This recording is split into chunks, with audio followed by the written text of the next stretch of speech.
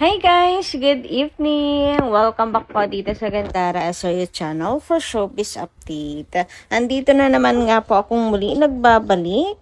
Ang nagmamaganda ninyong kachismosang Kim Pao, wala na pong iba.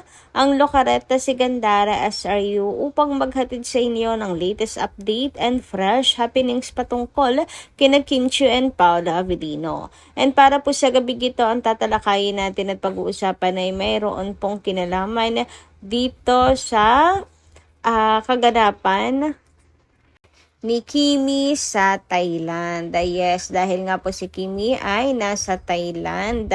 So, doon po pala ang kanyang punta. Nung sinabi ni Bestie Dare na safe travels, Bestie.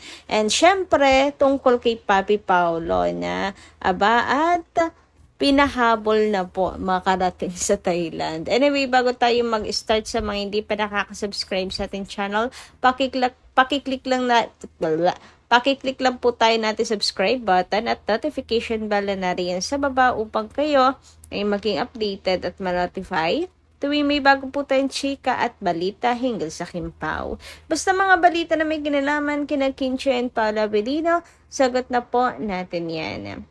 And unahin na nga po natin ngayon mga ka-Kim Pao etong nabasa natin sa X kanina. Sabi dito, siguro naman walang masama kung mangarap akong magkatuluyan itong dalawa. Kim Pao. Magpakasal, magkaanak, at hanggang kunin sila na may kapalhabang buhay. Lord, magpapabait ako at magsisimba linggo-linggo. Patupad lang ang kahilingan ko. Uy, grabe sabi niya, wala naman sigurong masama. Yes, wala talagang masama. Tayo po yung mangarap na ganun po ang maging ending ng Kim Pao. Actually, yan po ang pangarap ng lahat, 'di ba? Ang maging happy ending sina Kim and Paolo. Hindi lang basta end game, kundi happy ang ending. Happy life, 'di ba? Sabi nga ni Kimi, happy wife, happy life. So ayan, sana po ay magbunga sila ng napakagandang pamilya. Makabuo sila ng napakagandang pamilya. Uy, grabehan nga 'yon.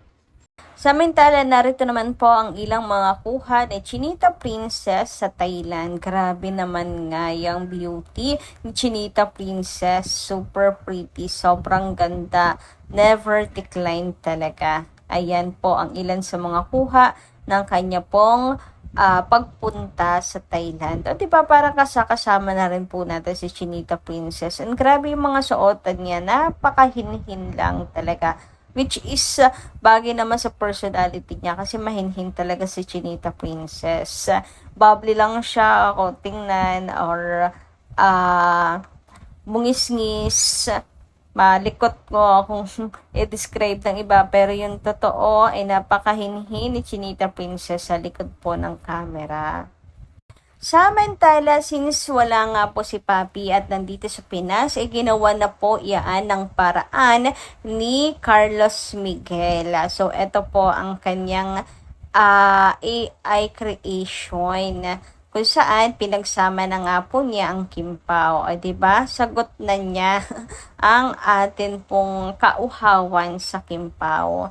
Ayan, grabe napakabagay. 'Di ba? Ang gwapo, ang ganda, and grabe napaka-realistic, 'di ba? Ang perfect po ng pagkakagawa. Totoong-totoo sa ating mga mata. Siyempre, bago po tayo matulog, hinabol na po si Paolo Avellino. Sabi nga niya dito, naihabol ko din bago maghating gabi. Post ni Carlos Miguel. Ayan, credit po sa iyo. Thank you so much sa pagmamahal sa Kim Pao and syempre sa Kim Paulandia, sa aming lahat. Alam na alam mo talaga paano kunin ang aming loob. Grabe, ang ganda. Diba? Not quite perfect, pero gusto ko lang makita na magkasama sila sa Thailand. Ha ha ha ha. Yes, lahat tayo gustong makita po ang Kim Pao sa Thailand. And meron pa siya dito mga AI or mga anime picture ng Kim Pao. Oh, ang cute. Ang ganda. Thank you so much, Carlos Miguel. Talagang inano mo ang aming kagustuhan. Sinagot mo na. Thank you so much sa paghabol kay Paolo sa Thailand. Anyway, pag-usapan naman po natin ngayong gabi ang komento ni Madam Kitty Bells. Ito po'y hinggil sa sinabi ni Sir AJ kung saan ang tangi na nga lamang pong bisyo ni Paolo Avellino ngayon ay si Kim Chiu. Di ba nakakataba ng puso? Lalo na ang sarap nitong paulit-ulitin para sa mga bashers ng Kim Pao. So, eto nga ang comment ni Ma'am Kitty Bell. Sabi niya, sorry kayo mga bashers sa live ni Sir EJ Salwat. Sinabi niya na ang bisyo ngayon ni Paolo ay si Kim Chiu. O ano kayo ngayon dyan, bashers? Mula daw ng December, pabalik-balik ang Kim Pao. Ibang-iba sila. Lalo't masaya daw sila pareho. Ang world tour daw nila ay sa US, Canada, UAE at Australia. Meron pa daw ibang bansa to be announced soon pa. Wow! Grabe, ayan na po ha sa mga nasa Canada, US, UAE and Australia. Magsaya na po kayo dahil isa po yan sa pupuntahan ng Kim Pao sa kanila pong pa-world tour. Ayan, ang source natin ay si Sir EJ or Eric Chan Salud. Grabe, pasabog. Maganda na po kayo ngayon pa lang. Lalo yung mga Canada, ang dami pong mga nasa Canada na kakimpaw natin.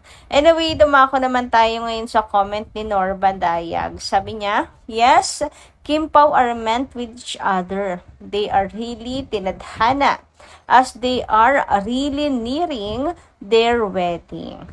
Kim Pao, put God's first as your priority in life.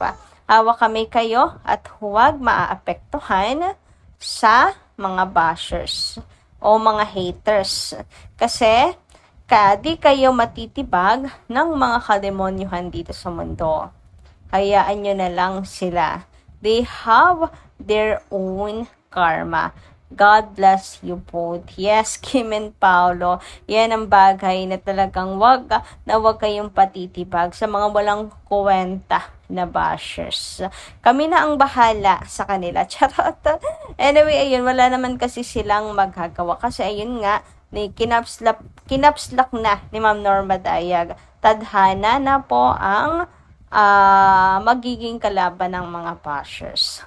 Samantala, ayon naman kay Ledenia Anova, very strong ang Kim Pao.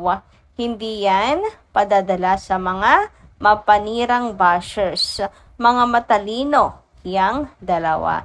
Yes, true. Check na check, Madam Ledenia Anova. Agree po ako sa inyo. Sobrang strong nila Kim and Paolo. Yung kanilang strong ay hindi po mga pabida or attitude, kundi strong po ang kanilang puso, ang kanilang pagiging mabuting tao. Strong and hindi po yan nila mababahida ng kahit na anuman pong kasamaan. Diba? And syempre, yung lakas nila, nagmumula din po yan sa atin na mga Kim Pao fans na nagmamahal sa kanila. Sabi nga ni Pao, hanggat nandito tayo, nandyan sila. So, isa po sa matibay na pundasyon nila Kim and Paolo is tayo. Si Kim Chiu ganun din. Every time sabi niya, kapag madilim ang buhay niya, tayong mga fans, mga nagmamahal, sa kanya ang isa po sa nagbibigay liwanag sa kanya pong buhay. Kaya wag na wag po kayong mawawala mga Kim Pao fans. And syempre para naman sa mga bashers, sana nadidinig ninyo ito. Sobrang dami nagmamahal kina Kim and Paolo kaya hindi kailanman ninyo matitinag ang dalawa. Kasi tanging Kim Pao tanging pagmamahal ng supporters, pamilya, kaibigan, ang kanila pong pake. Wala po silang pake sa inyo. Kaya kahit anong hanas ninyo, hanggat nararamdaman nila ang pagmamahal namin ay hindi kayo magtatagumpay. Ang inyo namang, ang pagmamahal naman namin ay hindi po mawawala. Kaya good luck, 'di ba? Hindi kayo magtatagumpay sa inyong nais. Anyway guys, hanggang dito lang po muna. yung ating update.